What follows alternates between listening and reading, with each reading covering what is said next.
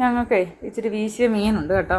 രാത്രി വീശിയതാണ്, ഞാനെടുത്ത് ഫ്രിഡ്ജിൽ വെച്ചിരുന്ന് രാവിലെ എടുത്ത് പൊളിച്ച് വൃത്തിയാക്കി എടുക്കും. അത് ചെമ്മീനാണ്, ചെമ്മീനുണ്ട്, ചെറിയ വെട്ടുകൊഞ്ചുണ്ട്, 2-3 കൊഞ്ച് ഞങ്ങൾക്ക് കിട്ടി കേട്ടോ.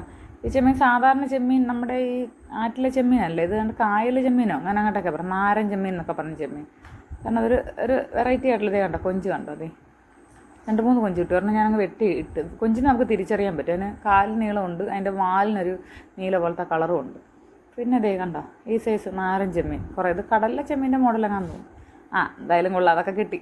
അത് ഞങ്ങൾ ചെറിയൊരു ഒന്ന് റോസ്റ്റ് ചെയ്യാനുള്ളതേ കിട്ടുള്ളൂ, ഒരുപാടങ്ങ് ഇല്ല. പിന്നെ കുറച്ച് അല്ലാത്ത മീൻ കിട്ടി. ഇത് കണ്ടോ, കുറച്ച് അല്ലാത്ത പൊടിമീനൊക്കെ ഉണ്ട്, പരലും നന്ദനും പള്ളത്തിയും വയമ്പും അങ്ങനെയൊക്കെയുള്ള മീനാണ്, ഫ്രിഡ്ജ് വെച്ചിരുന്നതുകൊണ്ടാണ്. പിന്നെ ഇത് കണ്ടോ അടിപൊളി സാധനം, മുരിങ്ങയില. ഞാനൊരു മുരിങ്ങക്കമ്പം ഓടിച്ചെടുത്ത് ഉച്ചയ്ക്ക് അത് തോരൻ വെക്കാമെന്ന് വിചാരിച്ച്.